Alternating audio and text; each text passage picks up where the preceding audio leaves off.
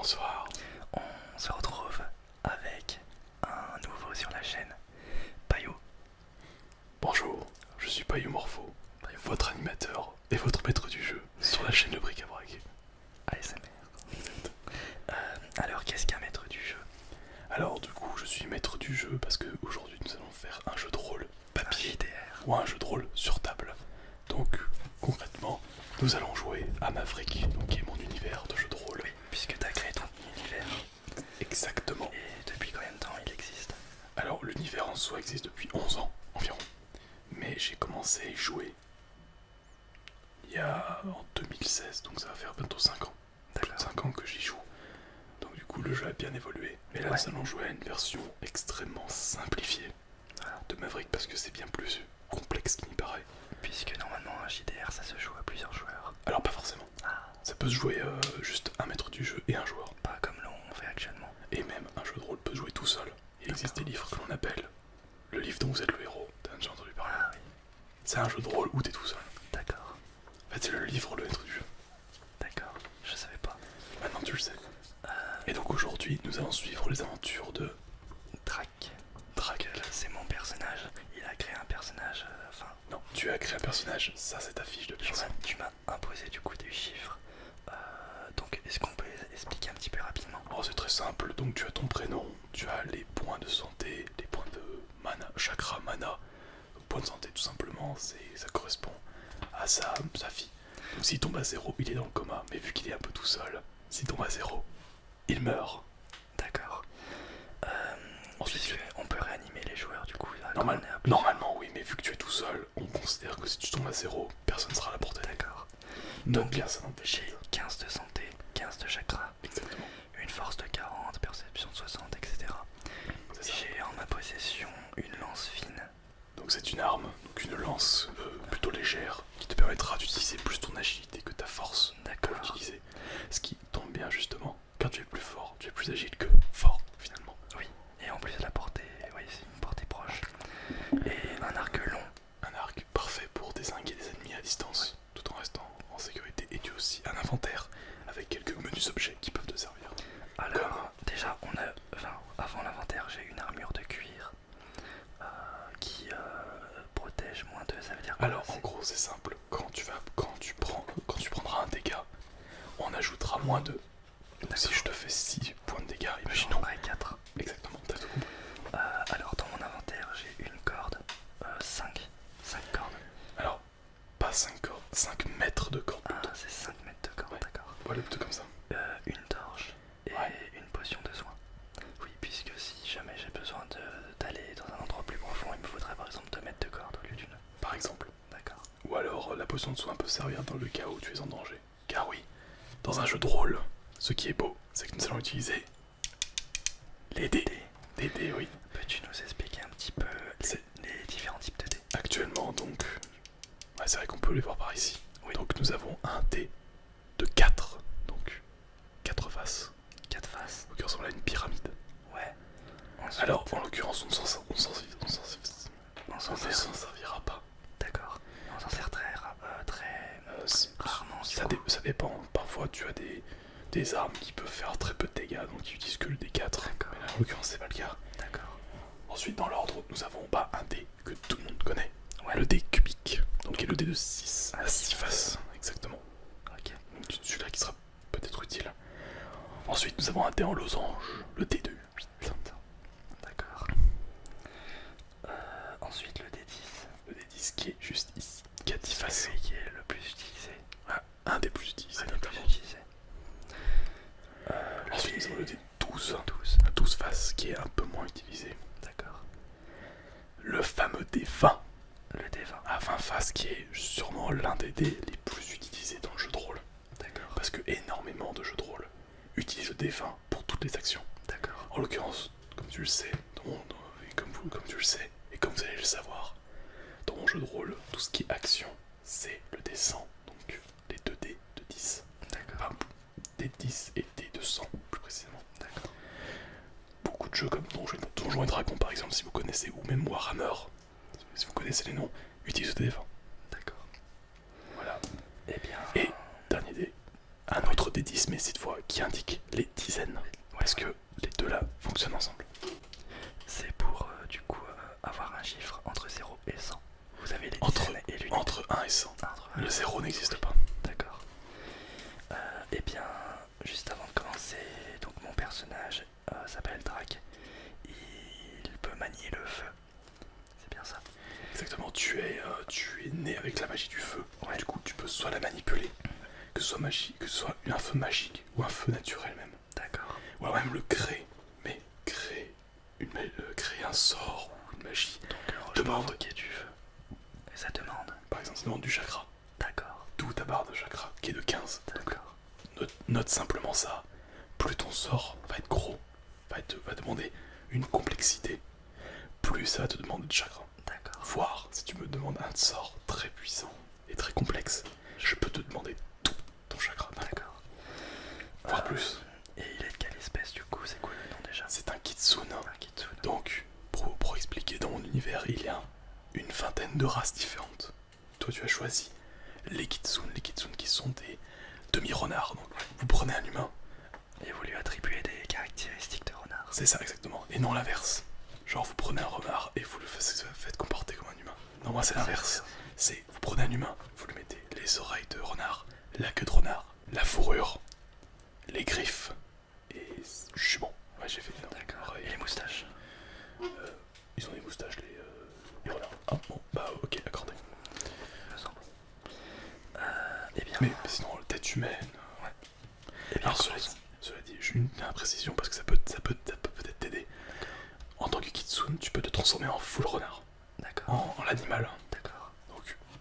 Mais ça demande du chakra. Non, ça tu peux le faire de manière inhérente. Naturelle. Sans rien. Par contre, oui, en tant que renard, t'es un peu plus limité. Tu peux être un peu plus limité. Bah, tu peux pas utiliser des armes. D'accord. Et tu n'as pas d'armure, tu n'as armure. Ok, mais on peut peut-être par exemple courir plus rapidement. C'est une idée où te faufiler. D'accord. Ok. Eh bien. Donc note bien ça, ça peut te servir. Commençons du coup. Et ben allons-y. Alors.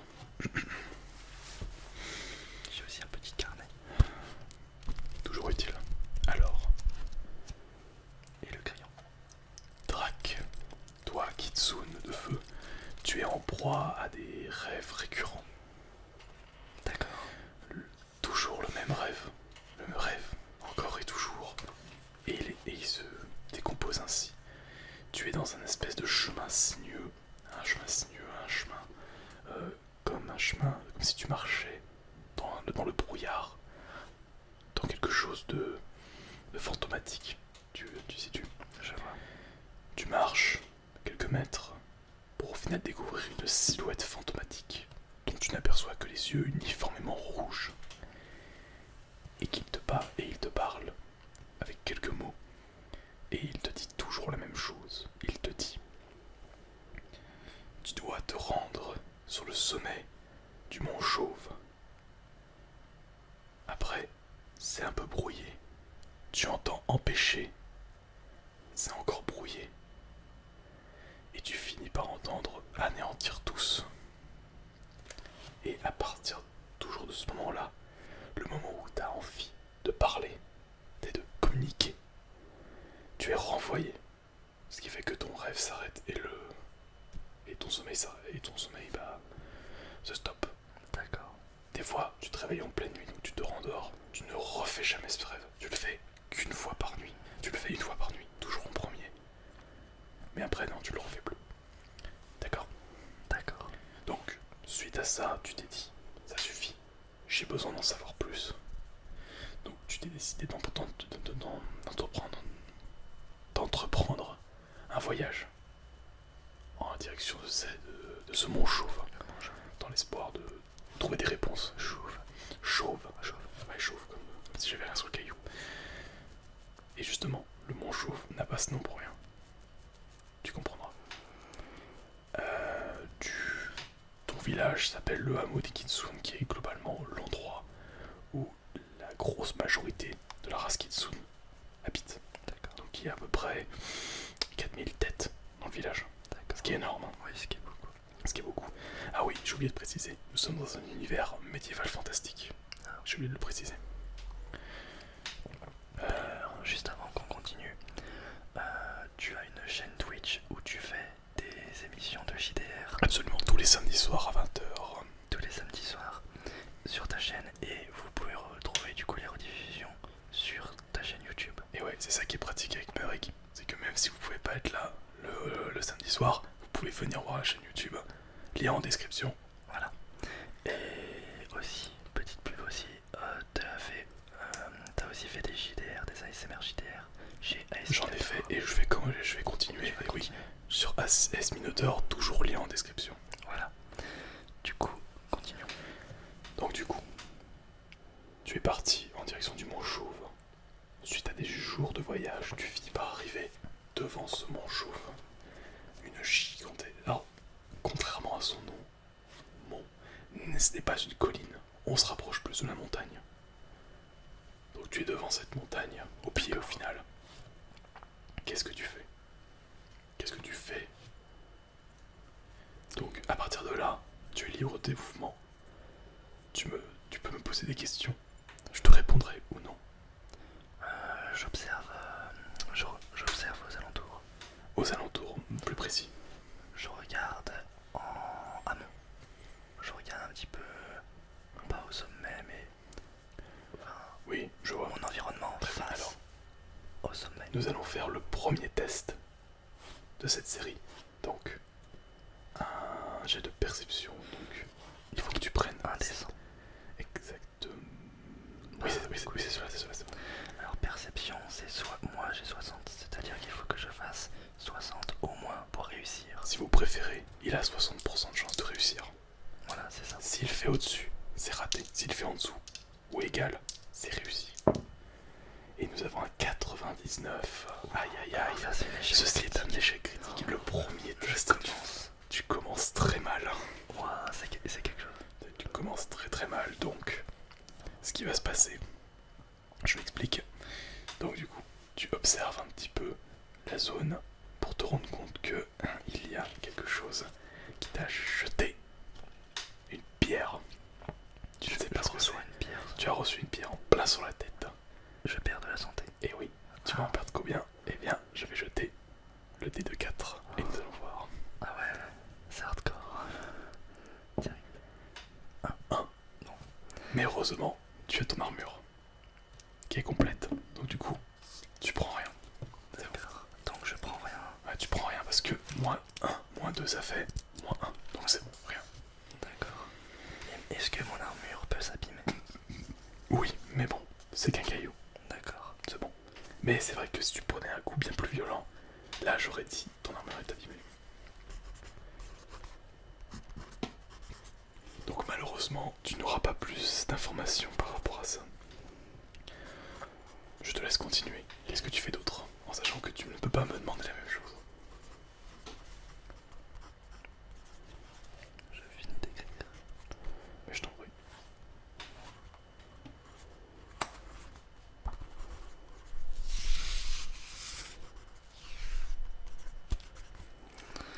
Hop. Alors.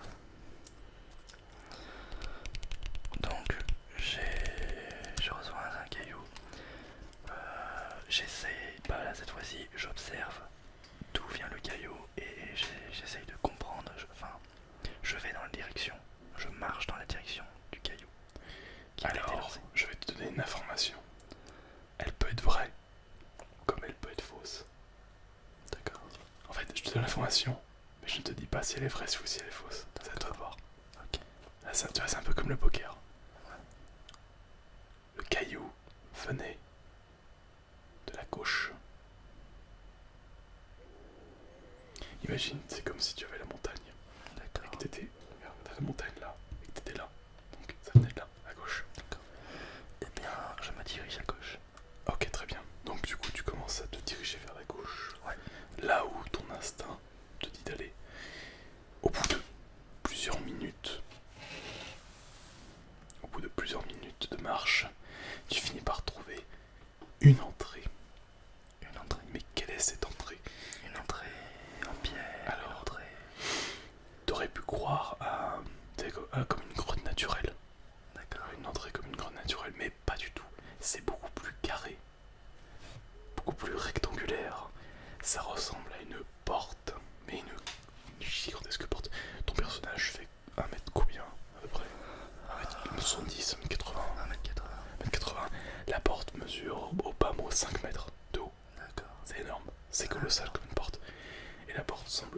s'ouvrir comme si deux morceaux de pierre étaient collés comme ça. Donc elle pourrait s'ouvrir comme ça. Donc tu arrives devant cette porte et il y a plusieurs inscriptions. Elle est fermée, elle s'ouvre pas. Elle est fermée. Il y a plusieurs inscriptions dessus. Qu'est-ce que tu fais? Eh bien, j'essaye de les lire. Fais-moi un test d'intelligence. Donc 60%. Pareil. C'est parti. 35. 35. C'est réussi. Donc c'est réussi. Bravo. Donc du coup, tu arrives plus ou moins à comprendre ce qui est indiqué. Et tu remarques une chose, c'est que cette porte possède plusieurs symboles. Symboles qui ressemblent aux symboles symboles des machines, des différentes machines, tu vois. Il y en a 4.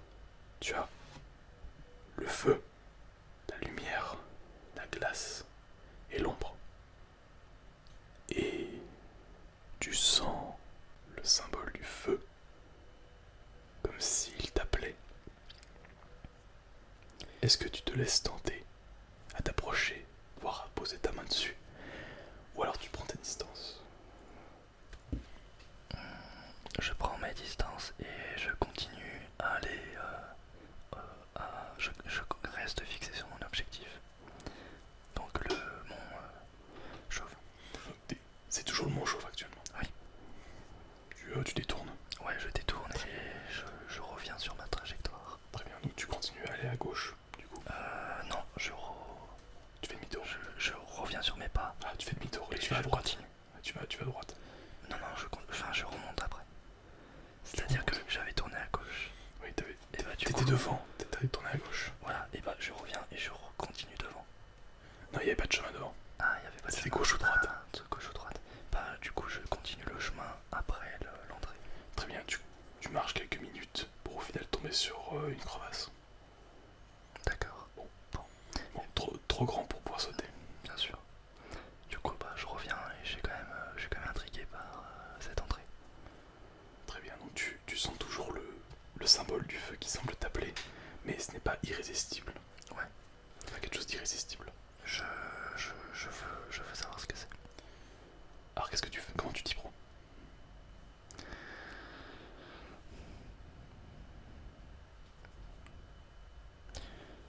J'aimerais bien lancer une petite boule de feu. une petite boule de feu, ouais, tout gentil, Ouais, histoire qu'il y ait du feu ouais, sur l'inscription. Très bien, bah du coup tu vas me faire un test d'intelligence et je t'ajoute un bonus de plus 10. Donc tu montes à 70. C'est parti. Refais, c'est en même temps. En même temps, ok. 95, ce n'est pas un échec critique. Mais c'est un échec. Mais t'es à 1. T'étais à 1. Et ben c'est simple. T'arrives pas à lancer le sort. On recommence. Mais je perds un chakra. Non, tu n'as rien lancé. Donc tu n'as rien perdu. Par contre, Bien. je retire ton bonus. D'accord, donc là c'est 60. 42, donc La c'est réponse, réussi. c'est parfait. Donc du coup, tu lances cette petite flamèche de feu sur le symbole. Et le symbole s'illumine d'un rouge vif. C'était intelligence, c'est ça? Ouais. Le symbole s'ouvrant. Le symbole étant en proie de magie. Il semble interagir avec les autres. Ce qui fait que les autres symboles brillent également, mais de la même couleur que D'accord. celle du feu. Ce qui est très étonnant. Oui. Comme si tu avais provoqué une sorte de domination du symbole. Et la porte s'ouvre. Tu sens une odeur de renfermé, Ah oui. de mousse. Qu'y a-t-il derrière cette porte? Eh ben vous le saurez dans l'épisode 2. Eh bien, merci beaucoup du coup à Payo. C'était qu'un début. C'est qu'un début. Si ça vous plaît, dites-nous en commentaire et on fera du coup la suite. Les retours, c'est très important. Bombardez les commentaires pour savoir si vous avez aimé et si vous n'avez pas aimé aussi. Ouais. Et dites-nous pourquoi, Ouais. c'est très important. Les commentaires constructifs, c'est ce que je kiffe le plus en fait parmi vos commentaires. Donc Que ce soit négatif ou positif, Ouais, c'est très intéressant. voilà. Et d'ailleurs, si vous souhaitez en savoir plus sur l'univers de Maverick, alors je ne fais pas encore d'ASMR. je suis en Wikipédia aussi. Alors j'ai un wiki, ouais, c'est plus un fandom, Un fandom. un fandom wiki. J'ai un fandom wiki, j'ai un Discord, j'ai la chaîne YouTube, j'ai la chaîne Twitch, il y a tout ce qu'il faut. Voilà. Donc si vous voulez vous renseigner, lien en description. Lien en description, venez tout de suite. Et alors, je ne fais pas d'ASMR. Ouais. Je fais du classique, mais cela dit, les ASMR, je vais les continuer sur ta chaîne, ainsi que celle d'Ice Minotaur. Toujours lien en description. Du coup, merci à toi. Bah, merci de m'avoir invité. Moi j'ai pris plaisir à commencer ce premier épisode en tout cas. Et je suis très intrigué de ce qui se passe derrière la porte. Et ouais, qu'est-ce qui se passe derrière la porte? Eh ben, rendez-vous la prochaine fois.